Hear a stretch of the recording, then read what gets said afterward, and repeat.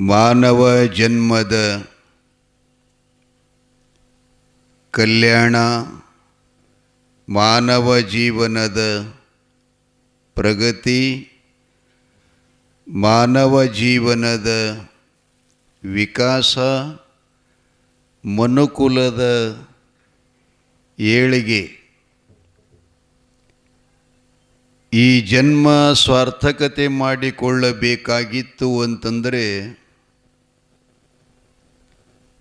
ಶರಣ ಸಂತ ಮಹಾಂತರೆಲ್ಲ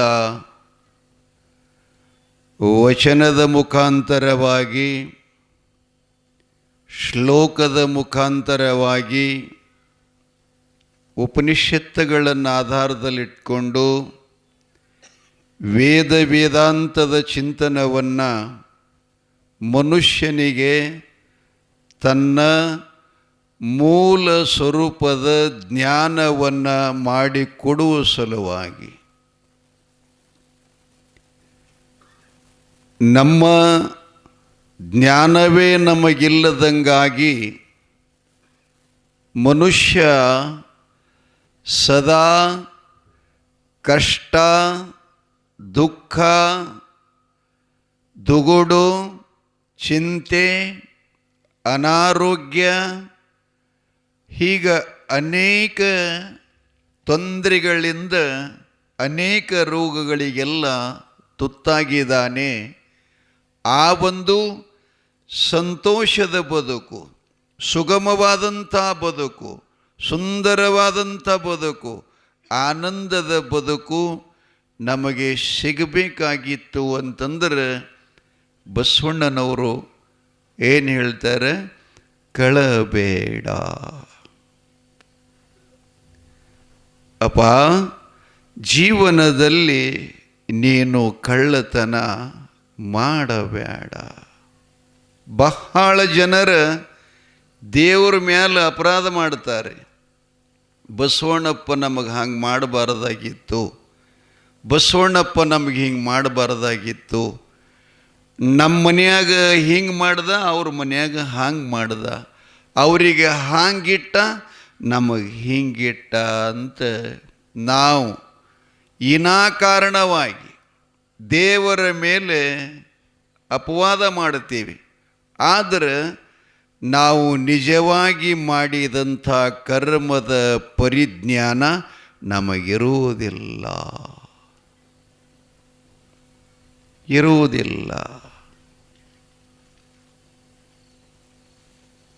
ಒಂದು ಸಂಗತಿ ನಡೀತೀರಿ ಜೀವನದಲ್ಲಿ, ನೆನಪಿಟ್ಕೊಳ್ರಿ.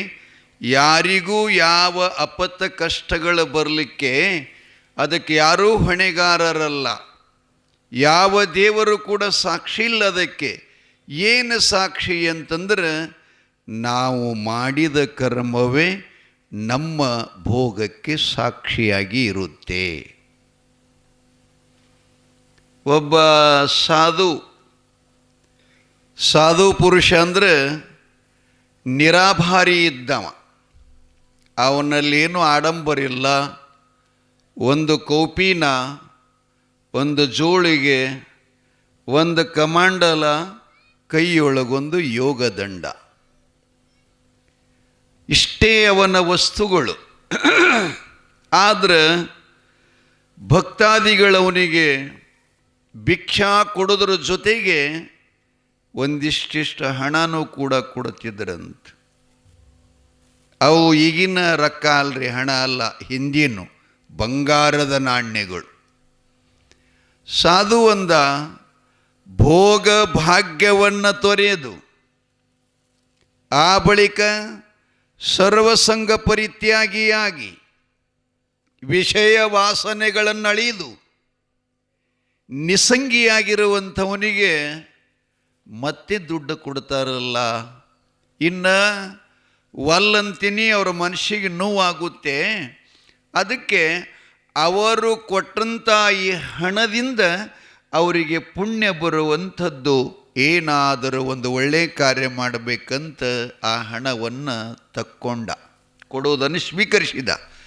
ಅವ ಏನು ಮಾಡಿದ್ದ, ಒಂದು ಈಗಿಲ್ಲ ನಮ್ಮ ಬಡಗೌಡ್ರದಾರಲ್ಲ ಇಂಥವ್ರ ಕಡೆಯಿಂದ ಒಂದು ಕಟ್ಟಿಗೆ ಬೆತ್ತ ಮಾಡಿಸಿದ್ದ, ಅದೆಲ್ಲ ಪಳ್ಳು ಮಾಡಿದ್ದ ಒಳಗೆ ಭಕ್ತರು ಕೊಟ್ಟಂಥ ಹಣ ಎಲ್ಲ ಅದರಾಗ ತುಂಬುತ್ತಿದ್ದ. ಅದು ಪೂರ್ತಿಯಾಗಿ ತುಂಬಿತು.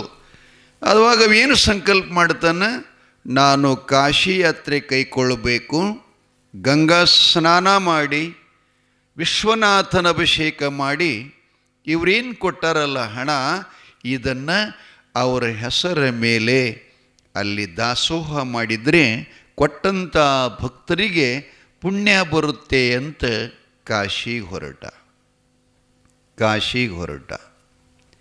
ದಾರಿಯಲ್ಲಿ ಹಿಂಗೆ ಒಂದು ಹಳ್ಳಿ ಹತ್ತು, ಗಂಗನ ಹಳ್ಳಿ. ಹಾಗೇನೆ ಹಳ್ಳಿ ಹತ್ತಿದ ಕೂಡಲೇ ಉರಿ ಬಿಸಿಲಿನೊಳಗೆ ಹೊರಟಿದ್ದ ಒಬ್ಬ ಗ್ರಸ್ತ ನೋಡ್ತಾನೆ.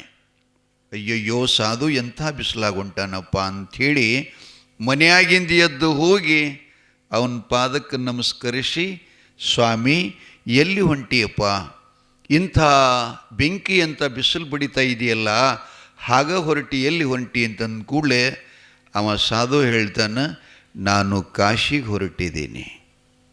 ಪರವಾಗಿಲ್ಲಪ್ಪ, ಒಂದು 10 ನಿಮಿಷ ನನ್ನ ಮನೆಯೊಳಗೆ ಬಂದು ವಿಶ್ರಾಂತಿ ಮಾಡಿ, ನಾನು ಹೆಂಡತಿ ಪ್ರಸಾದ ಮಾಡ್ತಾಳೆ, ಆತಿಥ್ಯ ಸ್ವೀಕಾರ ಮಾಡ್ತೀನಿ, ನಿಮಗೆ ಪ್ರಸಾದ ಮಾಡಿಕೊಂಡು ಒಂದಿಷ್ಟು ಸೂರ್ಯ ಹಿಂಗೆ ಕೆಳಗೆ ಬಿದ್ದ ಕೂಡಲೇ ಹೋಗಾಕತ್ರಿ ಅಂತ ಅವ್ರನ್ನ ರಿಕ್ವೆಸ್ಟ್ ಮಾಡಿ, ಒತ್ತಾಯ ಮಾಡಿ ಮನ್ಯಾಗ ಕರ್ಕೊಂಡು ಬಂದ.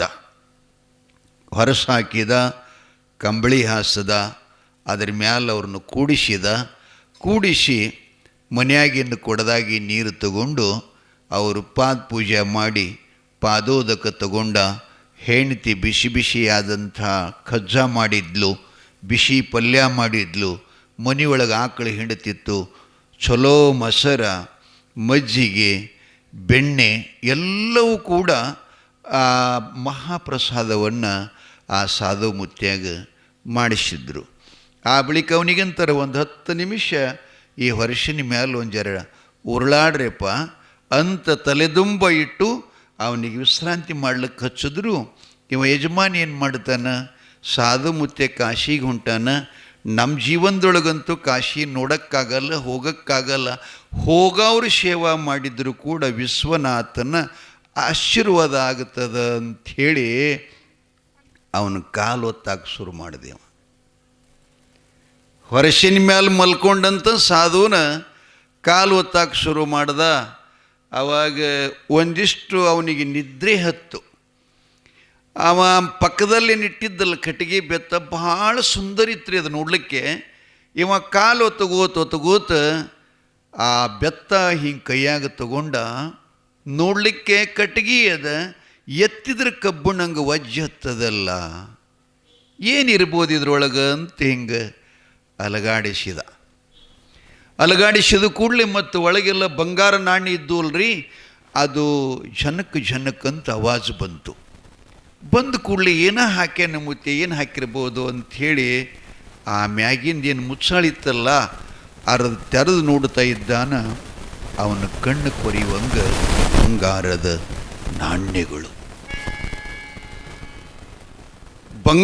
ನಾಣ್ಯಗಳು ನೋಡಿ ಇವನ ಮನಸ್ಸು ಒಂದಿಷ್ಟು ಬದಲಾಯಿತು. ಆಹಾ, ಭಾಗ್ಯದ ಲಕ್ಷ್ಮಿ ಯೋಗ ಸಾಧುನ ರೂಪದಲ್ಲಿ ಬಂದು ಈ ಸಂಪತ್ತ ನನ್ನ ಮನಿತನ ಬಂದೈತಿ ಅಂತಂದ್ರೆ ಇದನ್ನು ಬಿಡಬಾರದು ಅಂತ ಹೆಂಡತಿಗೆ ಒಳಗೆ ಹೋಗಿ ಹೇಳ್ತಾನೆ. ಸಾಧು ನಾಣ್ಯ ತಂದಾನ, ಇದನ್ನು ತಗೊಂಡು ಆ ಬೆತ್ತನಾಗ ಅದರ ಅಳತಿ ಕಲ್ಲು ತುಂಬೋನು ಅಂತಂದ. ಹ್ಯಾಂಗೆ ಮಾಡ್ತೀರಿ ಹೇಳ್ರಿ ಸ್ವಾಮಿಗಳ? ಮನಸ್ಸು ಹಿಂಗೆ ಬದಲಾಗ್ತದೆ. ಸಂಪತ್ತು ನೋಡಿದಾಗ ಬದಲಾಗ್ತದೆ, ಬೆಳ್ಳಿ ಬಂಗಾರ ನೋಡಿದಾಗ ಬದಲಾಗ್ತದೆ. ಒಟ್ಟಾರೆ ಹೇಳೋದಂದ್ರೆ ಹೆಣ್ಣು ಹೊನ್ನು ಮಣ್ಣಿಗಾಗಿ ಹರಿಯ ನಾಮಾಮೃತವನ್ನು ಉಣ್ಣದೆ ಉಪವಾಸ ಇರಿಬಿರಿ ಕೋಡಿ ಅಂತ ಪುರಂದರದಾಸರು ತಮ್ಮ ಪದ್ಯದೊಳಗೆ ಬರೀತಾರೆ. ಮಾನವ ಜನ್ಮ ದೊಡ್ಡದು, ಇದು ಹಾನಿ ಮಾಡಲು ಬೇಡಿ ಹುಚ್ಚಪ್ಪಗಳೀರ್ಯ. ಭಾಳ ದೊಡ್ಡದು. ಇದರ ಬೆಲೆ ಜಗತ್ತಿನೊಳಗೆ ಯಾರಿಗೆ ಕಟ್ಟಕ್ಕಾಗಲ್ಲ. ಇದರಾಗಿಂದ ಒಂದು ಸ್ಪಾಟ್ ಏನಾರ ಆಯ್ತಂದ್ರೆ BLD ಒಳಗೆ ಹಾಕಲಿಕ್ಕೆ ಒಂದು 4-5 ಲಕ್ಷ ರೂಪಾಯಿ ತಗೋತಾರೆ. ಯಾಕಪ್ಪ ಸುರೇಶ್ ಪೂಜಾರಿ ತಗೋತಾರಿಲ್ಲ. ಮತ್ತು ಇದನ್ನು ಎಷ್ಟು ಅದ್ಭುತ ಮಾಡಿದ್ದಾನೆ. ಇದನ್ನು ಯಾವ ರೀತಿಯಾಗಿ ಇದನ್ನು ಬೆಳೆಸ್ಕೋಬೇಕು ಅನ್ನುವಂಥ ಪರಿಜ್ಞಾನ ನಮಗೆ ಬರೋದಿಲ್ಲ.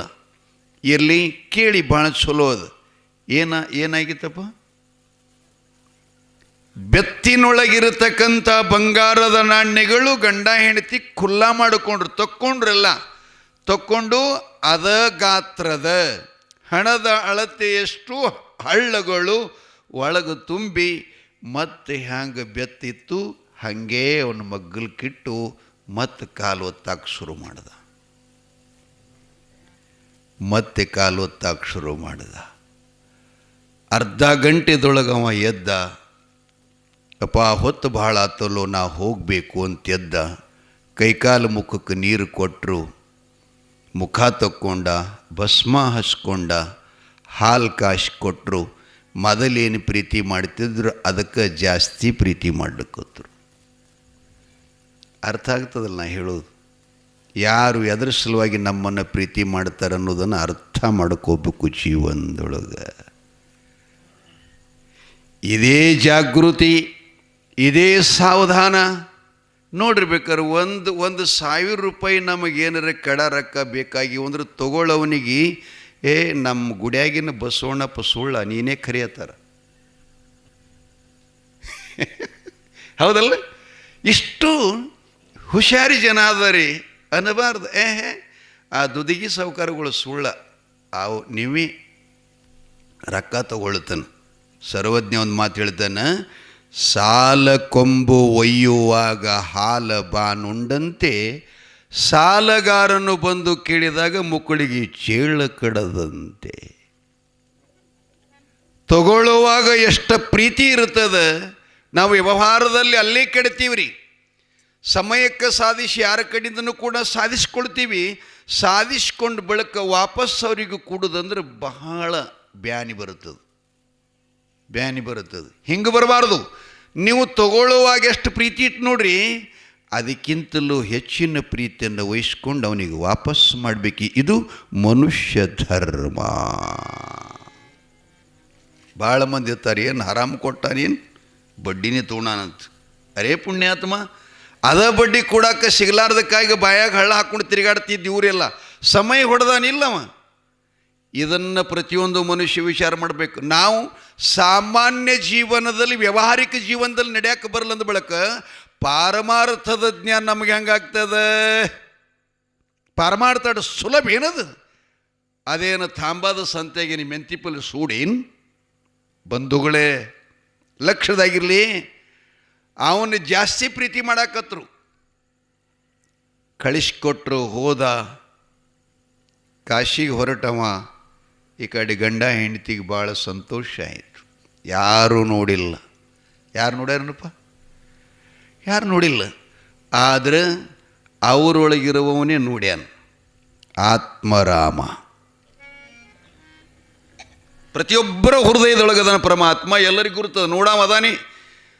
ಅವ ನೋಡ್ಲಾರ್ದನ ಇಲ್ಲಿ ಜಗತ್ತಿನೊಳಗೆ ಎಲ್ಲಿ ಇಲ್ಲ. ಆದರೂ ಇವ್ರೇನು ತಿಳ್ಕೊಂಡಾನ? ಯಾರೂ ನೋಡಿಲ್ಲ ಅಂತ. ಅವ ಹಿಂಗೆ ಹೋಗ್ಯಾನೋ ಬಿಟ್ಟಾನೋ ಕಾಶಿಗೆ ಗೊತ್ತಿಲ್ಲ. ಈ ಕಡೆ ಸಂತೋಷ ಆತು. ಮುಂದೆ ಅವ ಕಾಶಿಗೆ ಹೋದ. ಗಂಗಾ ಸ್ನಾನ ಮಾಡ್ತಾನೆ. ವಿಶ್ವನಾಥನ ಮಹಾಮಂದಿರಕ್ಕೆ ಬಂದು ಅಭಿಷೇಕರ್ಪಣ ಮಾಡಿ ಟ್ರಸ್ಟ್ ಕಡೆ ಹೋಗಿ ಇವತ್ತಿನ ದಾಸೋಹದ ವೆಚ್ಚ ಎಷ್ಟದ ಅನ್ನೋದು ನೆಟ್ಕೊಂಡ್ರು. ಪುಟ್ಯ ಎದ್ಕೊಂಡ್ರು. ಏನು ಉಳ್ಳಾಗಡ್ಡಿ ಕೊಯ್ದೇನ? ಇವ ಮಗನ ಮಗಳ ಮಗ ಇವ ಮಗಂದಿ ಅಂದ್ಲ. ಹೆಣ್ಮಕ್ಳ ಮಕ್ಕಳ ಮೇಲೆ ಭಾಳ ಕಾಜೀರಿ ಇವರು. ಈ ಊರಾಗಿಲ್ಲ, ನಮ್ಮ ಊರ ಕಡೆದು ಹೇಳ್ತೀವ್ರಿ ನಾವು. ಇರಲಿ, ಟ್ರಸ್ಟಿನ ಕಡೆ ಹೋಗ್ತಾನೆ. ಆ ಬಳಿಕ ಅದನ್ನು ಬಿಲ್ ಮಾಡಿಕೊಂಡ. ಗುಡಿ ಹಿಂದೋಗಿ ಆ ಬೆತ್ತ ತೆರೆದು ಆ ಹಣವನ್ನು ಕೊಡಬೇಕಂತ ನೋಡ್ತಾನೆ. ಒಳಗೆಲ್ಲ ಕಲ್ಲು ತುಂಬ್ಯಾವ.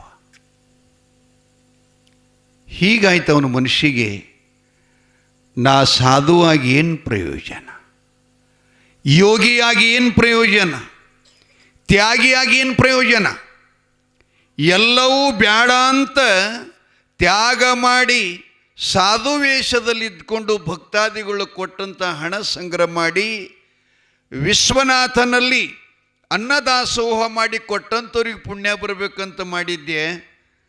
ಇದನ್ನೆಲ್ಲ ಮೋಸ ಆಯ್ತಲ್ಲ, ಅಷ್ಟು ಜನರಿಗೆಲ್ಲ ನಾ ಪುಣ್ಯ ಹಾಳು ಮಾಡ್ದಂಗೆ ಆತಲ್ಲ, ನಾನು ಅಪರಾಧಿಯಾದೆ ಅಂತ ಇಂಥ ಅಪರಾಧ ಜೀವನವನ್ನು ಇಡಬಾರದು. ಇದನ್ನು ಪ್ರಾಯಶ್ಚಿತ್ತ ಮಾಡ್ಕೋಬೇಕು. ಒಂದು ಮಾತು ಎಲ್ಲರಿಗೆ ನೆನಪಿರಲಿ, ನಾವೇನಾದರೂ ಜೀವನದಲ್ಲಿ ತಪ್ಪು ಕೆಲಸ ಮಾಡಿದ್ದೀವಿ ಅಂದರೆ ಅದನ್ನು ನಾವೇ ತಿದ್ಕೋಬೇಕು, ಅದರ ಬಗ್ಗೆ ನಾವೇ ಪ್ರಾಯಶ್ಚಿತ್ತ ಮಾಡ್ಕೋಬೇಕು. ಅಂದ್ರೆ ಆ ಗುಡಿ ಒಳಗಿರುವಂಥ ದೇವರು ನಮ್ಮನ್ನು ಮೆಚ್ಕೋತಾನ. ಮತ್ತು ಮಾಡಿದ್ದನ್ನು ಎಲ್ಲ ಮಾಡಿನೂ ಇಲ್ಲ ಅಂಥೇಳಿ ತಿಳ್ಕೊಂಡು ಸುಳ್ಳು ಸಾಕ್ಷಿ ಹೇಳ್ತೀವಲ್ಲ, ಇದು ಎಲ್ಲಿ ತಿಳ್ಕೊಳ್ಳೋದಪ್ಪ? ಎಷ್ಟು ಪುರಾಣ ಕೇಳಿರಿ ಏನು ಮಾಡೋದು, ಎಷ್ಟು ಸಲ ಲಿಂಗ ಪೂಜೆ ಮಾಡಿಕೊಂಡ್ರೆ ಏನು ಮಾಡೋದು, ಜಪಮಾಲೆ ಕೊಳ್ಳಾಗ ಹಾಕ್ಕೊಂಡು ನಮಃ ಶಿವಾಯ ಮಂತ್ರ ಜಪ ಮಾಡಿದ್ರೆ ಏನು ಪ್ರಯೋಜನ, ನಾವು ಸತ್ಕಾರ್ಯದಲ್ಲಿ ದಾನ ಕೊಟ್ಟಿದ್ದೇನು ಪ್ರಯೋಜನ? ಇವೆಲ್ಲವೂ ನಿಷ್ಫಲವಾಗುತ್ತವೆ. ಮೊದಲು ನಾವು ಚೆನ್ನಾಗಿರಬೇಕು, ಪ್ರಾಮಾಣಿಕವಾಗಿರಬೇಕು. ನಮ್ಮ ವಿಚಾರಧಾರೆ, ನಮ್ಮ ಜೀವನದ ಸುಗಮ ಭಾಳ ಸುಂದರ ಇರಬೇಕು. ಅವಾಗ ನೀವು ದೇವ್ರ ಕಡೆ ಹೋಗೋದು ಅವಶ್ಯಕತೆ ಇಲ್ಲ, ದೇವ್ರನ್ನ ನಮ್ಮ ಕಡೆ ಬರುತ್ತಾನೆ. ಬಂದಾನವ ಮಲ್ಲಮ್ಮನ ಕೈಯೊಳಗೆ ಕುಟ್ಟಿದ ಬೀಸಿದ ಮಲ್ಲಯ್ಯ, ಸಂತ ಸಕುಬಾಯಿ ಮನೆಯಾಗ ಹೆಂಡತಿಯಾಗಿ ಗಂಡನ ಮಗ್ಗಲಲ್ಲಿ ಮಲ್ಕಂಡ, ಕೈಕಾಲು ಒತ್ತಿದ, ಬಟ್ಟೆಗಳೆಲ್ಲ ಒಗದ, ಹೊಳಿಗೋಗಿ ನೀರು ತಂದು ಹಾಕಿದ ಪಾಂಡವರಂಗ. ಪಾಂಡವರ ಕೈಯೊಳಗೆ ಗಾಣ ಹೊಡೆದ, ಎತ್ತಿನ ಗಾಡಿ ಹೊಡೆದ, ಕೋಳೂರು ಕೊಡಗುಶಿನ ಹಾಲು ಕುಡದ, ಗುಡ್ಡಾಪುರ ದಾನಮ್ಮನ ಕಬ್ಬ ಈ ಕಲ್ಲು ಬಸವಣ್ಣ ತಿಂದ. ಹಂಗೆ ನಮ್ಮ ಮನಸ್ಸ ಹಸನಬೇಕು, ಕೈಗಳು ಚಲೋ ಬೇಕು. ಇವೇನು ಭಾಳ ನಾವು ಸಾಬಾನಸ್ ತಕ್ಕೊಂಡ್ರೆ ಸ್ವಚ್ಛ ಆಗಂಗಿಲ್ಲ, ಚಲೋ ಕೆಲಸ ಮಾಡಬೇಕಿದರಿಂದ ಕೈಗಳಿಂದ. ಏನು ತಪ್ಪು ಮಾಡಿದೀವಿ ಅಂದ್ರೆ ನಾವ ಪ್ರಾಯಶ್ಚಿತ್ತ ಮಾಡ್ಕೋಬೇಕು, ನಮ್ಮ ತಪ್ಪಿಗೆ ನಾವ ಶಿಕ್ಷೆ ಕೊಡಬೇಕು. ಗೋರಾ ಕುಂಬಾರ ಮಲ್ಕೊಂಡಾಗ ಹೆಂಡತಿ ತಂಗಿ ಎದಿ ಮೇಲೆ ಕೈ ಬಿದ್ದು ಅಂತ ಎರಡು ಕೈಗಳನ್ನು ಕಡ್ಕೊಂಡ. ಪರಸ್ತ್ರೀಯರನ್ನು ಮುಟ್ಟಬೇಡ ಅಂತ ಹೆಂಡತಿ ಅಣಿ ಮಾಡಿದ್ರಂತ ಪಾಂಡುರಂಗಂದ.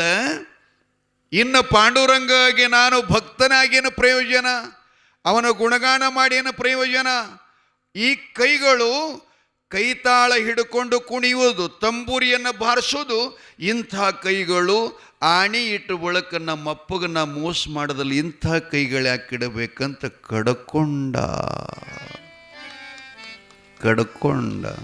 ಕಡ್ಕೊಂಡ. ಇವನು ಅಂತಾನೆ ಎದಕ್ಕಿಡಬೇಕು ಈ ಶರೀರ? ಇಷ್ಟು ಜನರ ದುಡ್ಡನ್ನು ನಾನು ಭಕ್ತಿ ಕಾಣಿಕೆ ಅಂತ ಸ್ವೀಕಾರ ಮಾಡಿಕೊಂಡು ಆದರೆ ಇವನಿಯೋಗ ಆಗಲಿಲ್ಲ ಅಂತಂದರೆ ನಾನು ನಿಜಕ್ಕೂ ಮಹಾಪಾಪಿ, ಹಿಂಗೆ ಉಳಿಬಾರದು ಅಂತ ಗಂಗಾ ನದಿಯಾಗ ಹಾರಿ ಪ್ರಾಣ ಕೊಟ್ಟ ಸಾಧು. ಅಲ್ಲಿ ಪ್ರಾಣ ಕೊಟ್ಟ, ಇಲ್ಲೇನು ಅವ್ರು ರೊಕ್ಕ ತೊಗೊಂಡ್ರಿ ನೋಡ್ರಿ, ಆಕಿನೂ ಗಂಡ ಮನೆಗೆ ನಡೆಯಕ್ಕೆ ಬಂದು ಹೆಣ್ಮಗಳು 12 ವರ್ಷ ಆಗಿತ್ತಂತ, ಮಕ್ಕಳೇ ಆಗಿತ್ತಿಲ್ಲಂತ. ಆಕಿನ ಹೊಟ್ಟೆಯಾಗ ಮೂಡ್ದ. ಭಾಳ ಮಾರ್ಮಿಕದ ಕೇಳ್ರಿ. ಅಲ್ಲಿ ಸತ್ತ, ಇಲ್ಲಿ ಮೂಡ್ದ. ಇವ್ರಿಗೆ ಗರ್ಭ ನಿಂತ ಕೂಡಲೇ ಸಂತೋಷ ಆಯಿತು. ವರ್ಷದ ಹಿಂದೆ ಸಾಧು ಬಂದು ಸಂಪತ್ತು ಕೊಟ್ಟನೇನ್ರಿ ಅವ? ತುಡುಗು ಮಾಡ್ಯಾರಿಲ್ರಿ. ಇವ್ರೇನು ಹೇಳ್ತಾರೆ? ಕಳಬೇಡ. ಇಲ್ಲಿ ಸಂಪತ್ತ ಹೊಟ್ಯಾಗ ಸಂತತಿ ಎರಡೂ ಸುಖ ಆಯಿತು ಅವರಿಗೆ. ಏನು ಆಶೀರ್ವಾದ ಅಂತ ಸಂತೋಷಪಟ್ಟರು. ಮುಂದೆ ಗರ್ಭ ಬೆಳೆಯಿತು, ಗಂಡ ಮಗ ಹುಟ್ಟಿದ, ನಾಮಕರಣ ಮಾಡಿದರು, ಬೆಳೆಸಿದರು. ಬಾಲ್ಯ ಹೋಗಿ ಯೌವನ ಬಂತು. ಸತಿ ಗಂಡನಿಗೆ ಹೇಳ್ತಾಳೆ, ಸ್ವಾಮಿ ನಿಮ್ಗೆ ಗುರುತಾಗಲ್ವಾ, ಮಗನ ಮುಖ ನೋಡಿದ್ದೀರಾ, ಮುಖದ ಮೇಲೆ ಚಿಗುರು ಮೀಶೆಯನ್ನು ಬಂದಿದ್ದಾವೆ, ಅವನಿಗೆ ಲಗ್ನ ಮಾಡಬೇಕು, ಅವನ ಮದುವೆ ಮಾಡಬೇಕು, ಮಗ ಸೊಸಿ ಹಾಯಾಗಿ ಸುಖದಿಂದ ಮನೆಯೊಳಗಿರುವುದನ್ನು ನಾವು ಕಾಣಬೇಕು ಅಂತ ಹೆಂಡತಿ ಗಂಡನಿಗೆ ಸಲಹೆ ಹೇಳಿದ್ಲು. ಮದುವೆ ಆತು, ಅಕ್ಷತ ಆತು. ಸಾಯಂಕಾಲದಲ್ಲಿ ಮಗ ತಾಯಿ ತಂದೆನ ಕರೆದು ಮನೆಯೊಳಗೆ ಹೇಳ್ತಾನೆ, ಅಪ್ಪ ಅಮ್ಮ, ನಾನು ಮದುವೆ ಮಾಡಿಕೊಳ್ಳುವಕ್ಕಿಂತ ಮುಂಚಿತ ಒಂದು ಸಂಕಲ್ಪ ಮಾಡಿದ್ದೇನೆ. ಅದೇನೆಂದರೆ, ನೀನು, ಅಮ್ಮ ಮತ್ತು ಈಕೆ ನನ್ನ ಹೆಂಡತಿ, ನಾವು 4 ಜನ ನಾಳೆ ಕಾಶಿ ಯಾತ್ರೆ ಮಾಡಬೇಕು. ಅಲ್ಲಿ ಗಂಗಾ ಸ್ನಾನ ಮಾಡಬೇಕು, ವಿಶ್ವನಾಥನ ಅಭಿಷೇಕ ಮಾಡಬೇಕು ನಮ್ಮ ಗೋತ್ರದ ಪ್ರಕಾರ. ಆ ನಂತರ ಅಲ್ಲಿ ದಾಸೋಹ ಮಾಡಿ ಮನೆಗೆ ಬಂದ ಬಳಿಕ ನಾನು ಈಕಿನ ಜೊತೆಯಲ್ಲಿ ಪ್ರಪಂಚ ಮಾಡಾವ, ಅಲ್ಲಿ ತನಕ ನಾ ಪ್ರಪಂಚಕ್ಕೆ ಕೈ ಹಾಕಲ್ಲ ಅಂತ ಹೇಳ್ದ. ಭಾಳ ಸಂತೋಷ ಆಯಿತು. ಎಂಥ ಮಗ ಹುಟ್ಟಿದೆಯಪ್ಪ, ಹಿಂಗೆ ಯಾರಂತಾರೆ ಜಗತ್ತಿನಾಗ? ಮದುವೆಯಾದ ಬಳಿಕ ಕಾಶಿ ಹೋಗಮ್ಮಂತ ಯಾರು ಅಂದಿಗಿಂದಾರೇನ್ರಿ? ಯಪ್ಪ ಯಾರಿಗಾರ ಸ್ವಾಮಿಗಳ ಕೇಳಿರೇನೆ? ಸುಮ್ಮ ಕಿವಿಲಿ ಯಾರ್ಯಾರ ತುಳಜಾಪುರಕ್ಕೆ ಹೋಗಂದ್ರೆ ಎಷ್ಟೋ ಕುತ್ತಿಗೆ ಬರ್ತಾವಕ್ಕೆ, ಏನು ಮಾಡೋದು? ಕುತ್ತಿಗೆಗೆ ಬರುತ್ತದೆ. ಭಾಳ ಸಂತೋಷ ಆತಪ್ಪ, ಹೋಗೋಣ ಅಂಥೇಳಿ ಟ್ರೈನ್ ಬುಕ್ ಮಾಡಿದ್ರು, ಕಾಶಿಗೆ ಹೋದರು, ಗಂಗಾ ಸ್ನಾನ ಮಾಡಿದರು, ಅಭಿಷೇಕ ಮಾಡಿದರು. ಬಳಿಕ ಟ್ರಸ್ಟ್ ಕಡೆ ಹೋಗಿ ಮೊದಲು ಸಾಧು ಇದ್ದಾಗ ಏನು ಪೌತಿ ಮಾಡಿದ್ ನೋಡ್ರಿ, ಅವ ದಾಸೋಹದ ಪೌತಿ ಮಾಡಿದ್ನಲ್ಲ, ಈಗಲೂ ಆ ದಾಸೋಹದ ಪೌತಿ ಮಾಡ್ದ. ಅಪ್ಪ ಹೇಳ್ತಾನಪ್ಪ, ಆ ಹಣ ತುಂಬು ಅಂತ ಹೇಳ್ದ. ಹಣ ತುಂಬದ, ಈ ಕಡೆ ಮಗನಿಗೆ ಹೊಟ್ಟೆ ಕಡತ ಚಾಲು ಆಯಿತು. ನೆಲಕ್ಕೆ ಬಿದ್ದು ಹೊರಡಾಡೆಳ್ಳಾಕತ್ತ. ಅಯ್ಯೋ ಶಿವ, ಅಯ್ಯೋ ಪರಮಾತ್ಮ, ಹೇ ವಿಶ್ವನಾಥ, ನಿನ್ನ ಸನ್ನಿಧಾನಕ್ಕೆ ಬಂದು ಗಂಗಾ ಸ್ನಾನ ಮಾಡಿ ಅಭಿಷೇಕ ಮಾಡಿ ದಾಸೋಗ ಮಾಡಿದಂಥ ನಮ್ಮಂಥ ಪುಣ್ಯಾತ್ಮರಿಗೆ ಇಂಥ ಹೊಟ್ಟಿ ಬೇನೆಯೇ? ನಾನೇನಂತ ತಪ್ಪು ಮಾಡಿದ್ನಿ? ಅನಂತ ಜನ್ಮಗಳಲ್ಲಿ ಮಾಡಿದ ಪಾಪಗಳನ್ನೆಲ್ಲ ಕಾಶಿ ಯಾತ್ರೆ ಮಾಡಿದ್ರೆ ಹೋಗ್ತವಂತೇಳಿ ಶ್ರುತಿ ಇದೆ, ಪ್ರಮಾಣ ಇದೆ, ಪುರಾಣ ಶಾಸ್ತ್ರಗಳೆಲ್ಲ ಹೇಳ್ತವೆ. ನಮಗಿಂತ ಕಷ್ಟ ಬರಲಿಕ್ಕೆ ನಾವಂತ ಪಾಪ ಏನು ಮಾಡಿದ್ದೇವೆ ಸ್ವಾಮಿ ಅಂತ ಮಗ ಕುತ್ತಿಗೆ ಕಿರಿಸ್ಕೊಳ್ಳಕತ್ತ, ತಾಯಿ ಮ್ಯಾಗ ಬಿದ್ದೊಳ್ಳಾಕತ್ಲು, ತಂದಿನೂ ಒಳ್ಳಾಕತ್ತ, ಮಾಡಿಕೊಂಡು ಹೆಣ್ತಿನೂ ಒಳ್ಳಾಕತ್ಲು. ನಿಷ್ಪ್ರಯೋಜನ. ಕಡೆಗೆ ಮಗು ಒಂದು ನಿಮಿಷ ನಿಂತ್ಕೊಂಡ, ಅಪ್ಪ ನಾ ಬದುಕುವುದಿಲ್ಲ, ನನ್ನ ಕೊನೆ ಉಸಿರ ಮುಗೀತು, ನನ್ನ ಬಗ್ಗೆ ದುಃಖ ಮಾಡಬೇಡ್ರಿ. ಎಷ್ಟೋ ಜನ ಎಲ್ಲೆಲ್ಲೂ ಸತ್ತವ್ರಿಗೆ ತಂದು ಕಾಶಾಗ ಮಣ್ಣು ಮಾಡ್ತಾರಂತ, ಸುಡ್ತಾರಂತ. ಯೋಗ ವಿಶ್ವನಾಥನ ಗುಡಿ ಒಳಗೆ ನನಗೆ ಮರಣ ಕರಿತದೆ, ಕೈ ಮಾಡಿ ನೀವು ದುಃಖ ಮಾಡಬೇಡ್ರಿ. ಆದರೆ ನಾನು ಸಾಯುವಕ್ಕಿಂತ ಮುನ್ನ ಒಂದೆರಡು ಮಾತು ಕೇಳ್ತೀನಿ, ಅದಕ್ಕೆ ಉತ್ತರ ಕೊಡ್ರಿ ಅಂದ. 2 ಮಾತು ಕೇಳ್ತೀನಿ, ಉತ್ತರ ಕೊಡ್ರಿ ಅಂದ. ಏನಪ್ಪ, ಯಾವ ಮಾತಪ್ಪ? ಹೇಳು ಮಗ, ಹೇಳಪ್ಪ. ಅವರು ಒಳ್ತಾಳ್ರಿ. ಅವ ಹೇಳ್ತಾನೆ, ಅಮ್ಮ 20 ವರ್ಷಗಳ ಹಿಂದೆ ನಿಮ್ಮ ಮನೆಗೊಬ್ಬ ಸಾಧು ಬಂದಿದ್ನಂತ, ನೆನಪಿದೆಯಾ? ನಿಮ್ಗೆ ತರಕಿದೆಯಾ? ಹೌದಪ್ಪ, ಬಂದಿದ್ದ. ಏನು ಮಾಡಿದ್ರಿ ಅವರಿಗೆ? ಯಪ್ಪ, ಉರಿ ಬಿಸಿಲಾಗ ಹೊಂಟಿದ್ದ, ಬೆಂಕಿ ಅಂತ ಬಿಸಿಲು. ನಿಮ್ಮಪ್ಪ ಹೋಗಿ ಕರ್ಕೊಂಡು ಬಂದರು, ಹೊರಸಾಕಿರು, ಪಾದಪೂಜೆ ಮಾಡ್ಕೊಂಡ, ಬಿಸಿ ಬಿಸಿ ಪ್ರಸಾದ ಮಾಡಿದೆ, ಊಟ ಕೊಟ್ಟಿವಿ, ಹಾಲು ಕೊಟ್ಟಿವಿ. ನಿಮ್ಮಪ್ಪ ಕಾಲ್ನಡಿಗೆಯಿಂದ ಹೋಗುವಂಥ ಸಾಧುನ ಕಾಲು ಒತ್ತಿ ಸೇವಾ ಮಾಡಿದವರಿಗೆ ಇಂಥ ಎಳೆ ತರಬಾರ್ದಾಗಿತ್ತಪ್ಪ, ಇಂಥ ಎಳೆ ತರಬಾರ್ದಾಗಿತ್ತು.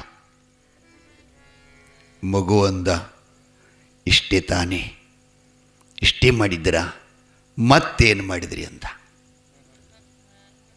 ಕರೆದುದ್ದು ಹೇಳಿದ್ರು, ಪಾದಪೂಜೆ ಹೇಳಿದ್ರು, ಪ್ರಸಾದ ಕೊಟ್ಟಿದ್ದು ಹೇಳಿದ್ರು, ಕಾಲು ಒತ್ತಿದ್ದು ಹೇಳಿದ್ರು, ರೊಕ್ಕ ತಗೊಂಡದು ಹೇಳಿಲ್ಲ, ಹಣ ತಗೊಂಡದು ಹೇಳಿಲ್ಲ. ಅವಾಗ ಅವಂತಾನೆ, ಇನ್ನೂ ಏನು ಮಾಡಿ ಹೇಳು ಅಂತಂದು ಕೂಡಲೇ ಇನ್ನೇನು ಹೇಳ್ತಾರೆ ಅವರು, ಬಾಯಿಗಿನ ಮಾತ ಬರುವಲ್ಲಾಗ್ಯಾವ. ಕಡೆಗೆ ಮಗು ಅಂದ, ನಾ ಮಗ ಅಲ್ಲ, ನೀವೇನು ಅವನು ಬೆತ್ತದಾಗಿನ ರೊಕ್ಕ ತಗೊಂಡ್ರಿ ನೋಡು, ಆ ಋಣ ನಿಮ್ಮ ಮ್ಯಾಲ ಉಳಿದಿತ್ತು, ಆ ಋಣವನ್ನು ತೀರಿಸೋ ಸಲುವಾಗಿನ ಮಗಾಗಿ ಬಂದೆ ಅಂದ, ಮಗಾಗಿ ಬಂದೆ ಅಂದ. ಆ ಬಳಿಕ ಆ ಭಕ್ತರು ಕೊಟ್ಟಂಥ ಹಣದ ವಿನಿಯೋಗ ಆತು. ಇನ್ನು ನಾನು ನಿಮ್ಮ ಮಗ ಅಲ್ಲ ಅಂಥೇಳಿ ಕಾಶಿ ಗುಡಿಯಾಗ ಕಣ್ಣು ಮುಚ್ಚಿದ. ಈಗ ನೀವು ಅಳ್ತೀರಿಲ್ಲ, ತಪ್ಪು ಯಾರ್ದಿದೆ ಹೇಳ್ರಿ ನೋಡು. ಎತ್ತೀರಿಲ್ಲ, ಮಧ್ಯಾಹ್ನದಾಗ ನನ್ನ ಮಗನ ಇದೆ ಏ ಯವ್ವ ಸುರೇಶ, ನಾನು ಸೊಸೆಗಿಂತ ಟೈಮ್ ಬರಬಾರ್ದಾಗಿತ್ತೋ ಬಸವಣ್ಣಪ್ಪ.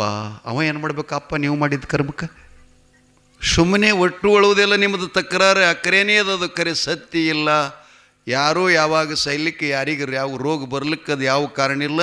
ಅದಕ್ಕಾಗಿ ಅವರಂತಾರೆ, ಪುರಾಣ ಪುಣ್ಯ ಕಥೆಗಳ ಪ್ರವಚನ ಸತ್ಯ ಜ್ಞಾನ ಸತ್ಸಂಗದಲ್ಲಿ ಪಾಲ್ಗೊಂಡು ಮನುಷ್ಯ ಏನಾಗಬೇಕು, ಏನು ಮಾಡಬೇಕು ಅನ್ನೋದು ಮೊದಲು ನಾವು ತಿಳ್ಕೋಬೇಕು ಅಂಥೇಳಿ, ದುರಿತ ಕರ್ಮವನ್ನೊಲ್ಲದಿರು ಪುಣ್ಯವನೇ ಮಾಡು.